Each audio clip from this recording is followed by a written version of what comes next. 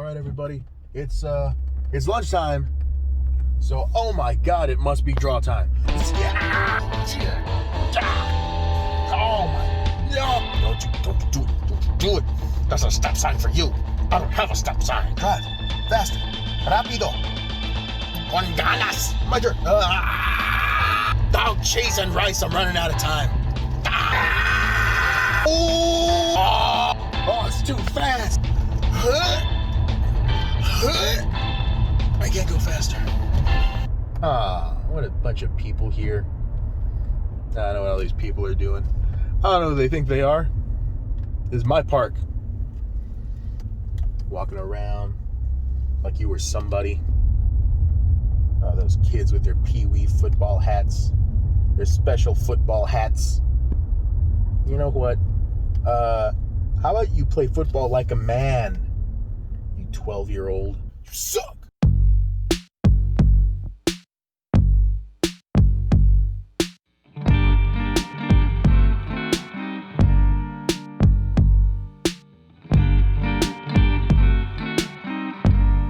What's going on, guys? Welcome back to Lunchtime Draw Time. It's been a very long time since I've been able to do one of these. So I'm glad to be back, having fun, drawing stuff in my car, while people pass by me in theirs and think I'm a weirdo. So I don't know if I ever talked about this. This one time I was sitting there in my car and I was drawing or whatever. So the car pulls up to me and it's just driving real slow, and all of the windows are rolled down, and I turned to look because I noticed, like, why is that car driving so slow?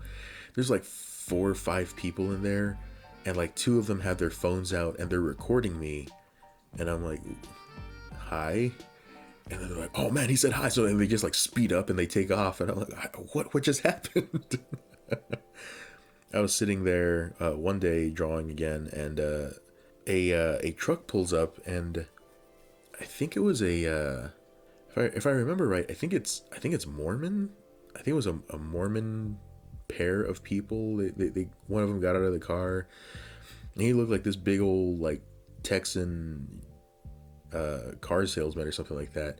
And he kind of like gambits me this information pamphlet, like, hey, check this out. And he throws it to me, and I'm like, okay. And he's like, yeah, you want to be a Mormon? I was like, not really. I'm okay, thank you. For taking an interest in my soul, but that I'm fine. You can go on your way. I think the most recent one was there was this guy who just kind of walked up to my car while I'm drawing, and he like looks around. He looks real shady. I don't know what it is about this park and attracting like real shady people. I'm one of them, I guess. But like, he walks up to my car, he taps on the window, and he's like kind of gestures for me to lower the window. So I lower the window just like a hair, and I'm like, yes. And he's like, yo man, there's this video on YouTube of this guy getting punched in the face. He gets punched in the jaw, he gets knocked out. Okay? Yeah man, it's crazy. And I'm like, oh yeah? And he's like, yeah, you check it out. So like, okay. And he's like, yeah, all right.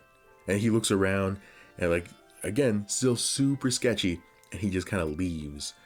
And I raise my window, and I'm like, all right. I don't know what that was about. I assumed it was some kind of like code of like, if I had to respond a certain way, and then he would know that I'm the guy who sells drugs or something. I don't know what that was about. But I keep going to that park, and and now that I'm thinking about all of the sketchy people that approach me, like a car full of strangers, possible drug user, and Mormons, I should probably stop hanging out at that park. But I like it. It's nice there.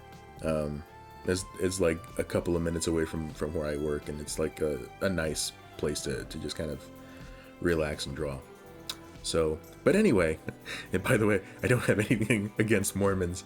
I just thought it was kind of weird that's where you would go to like just kind of throw your pamphlets at people, because you want them in your religion, but not you don't trust them quite yet, so you want to keep your distance from them. But anyway, on to the review. So I decided to review Batman Year One. I've never read this story, and I keep hearing like this is the definitive Batman origins story, or at least not, maybe not origin, but like the beginning of Batman, like the Batman Begins kind of story. And I did not know how much of this story was used in the movie Batman Begins.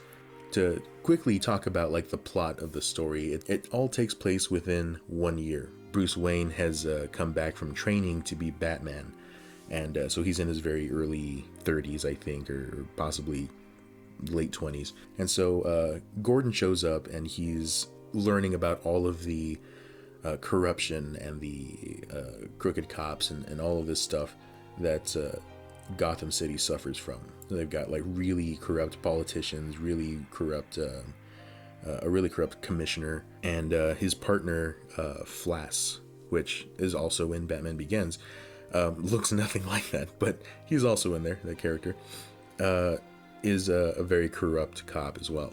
And so as the story kind of progresses, we see that Jim Gordon is a comparatively honorable person. He has a dip in virtue every now and then.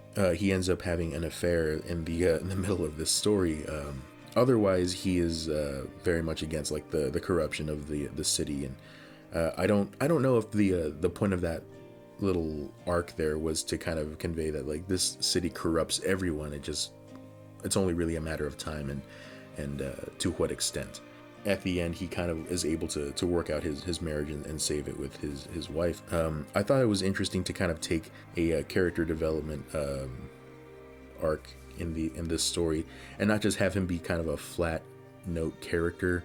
It did give him some depth, and it did give him some texture as an actual character, and not just a straight-laced guy. So the Batman story arc is really just about him being really shaky as Batman in the first few months. So you're able to see his first fight in Gotham, which doesn't go well. He ends up getting stabbed. You see later on his first fight in his Batman suit, which it also doesn't go great, but he just gets very lucky throughout that fight. Later on, you have a very iconic scene, which, if you've ever heard of this story, you know it very well, where Batman kind of disrupts a dinner party for Gotham's elite and throws a smoke bomb. It cuts off all the power and is lit only by a souffle or something like that on the table. And he says, "Ladies and gentlemen, you have eaten well. You've eaten Gotham's wealth, Gotham's spirit. Your feast is almost at an end. From this moment on, none of you are safe." And he covers the flame, and I just know that he had to practice that over and over again, because that's too cool to just kind of make up on the spot. But they don't show that, right? But you know that Batman's in the mirror practicing that in the restroom, listening to, like, I don't know, Metallica or something like that. Like, yeah, this is gonna be metal. So because of that, the commissioner learns, like, oh, well, Batman's not just out here to stop like low-level criminals. He's gonna stop all of us. So the commissioner at that point issues an order for all of his men to go and find Batman. And you have these scenes where the cops are trying to stage a crime to lure the Batman down and catch him, but it's not working because Batman's actually too smart for it. And then you have one instance where a truck driver has a heart attack and almost runs over a lady, so Batman jumps down, saves the lady, but the cops are still nearby and they're waiting for him. And Gordon ends up cornering Batman into a building. So one of the cops ends up shooting Batman in the leg before he gets into the warehouse, so he's kind of immobile. He's not really able to move around like he usually is. The head of the SWAT team sees that Batman goes into a building, calls in an airstrike to demolish the entire building with no regard for anyone who might be inside. And they vaporize the building, and the SWAT team goes in there to look for the remains of Batman. And another scene from Batman Begins, Batman uses a small homing device for all of the bats in the Batcave to show up, swirl around, give him cover while he gets out of there. So Batman ends up bringing in somebody who's able to kind of testify against the upper level commissioner and some politicians and stuff like that. So the story ends with the walls closing in on these politicians and the commissioner at the time. So they go after Gordon and his family to kind of try to blackmail him, I guess, into keeping his mouth closed. So they send some henchmen over to his house to kidnap his family, which leads to this car chase throughout the city. And they get to Gotham Bridge. They get into a fist fight on there. It's between James Gordon and one of the henchmen that has his newly born baby. Gordon and the henchman and the baby all kind of fall over the ledge, and Bruce Wayne shows up, jumps over the ledge, saves the baby. After that, we kind of hear this conclusion to most of the story, in that the corrupt people are starting to get arrested. The commissioner is no longer the commissioner, and it ends basically the same way that Batman Begins, the movie ends, where Gordon is waiting for Batman on the rooftop because he needs to talk to him about a new guy that showed up in Gotham named the Joker.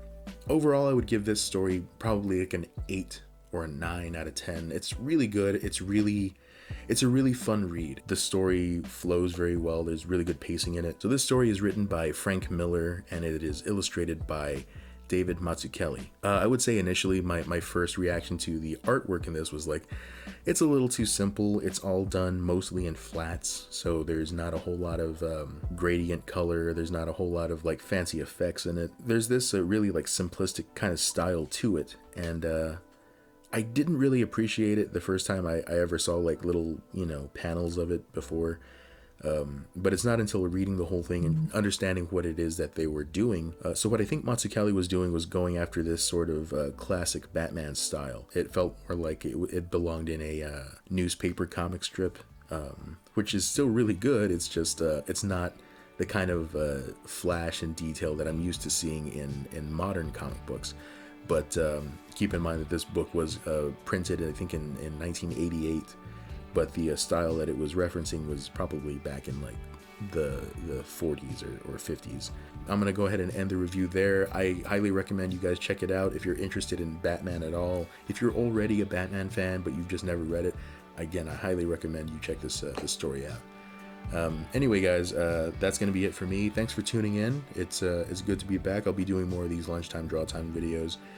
If you've got something that came out recently, or like a classic that I've just never covered before, let me know and I'll check it out, and I'll do a lunchtime draw time for it. Thanks for watching. Remember to like, share, subscribe, hit the bell for notifications so you never miss an episode. I will see you guys in the next video. Until that day.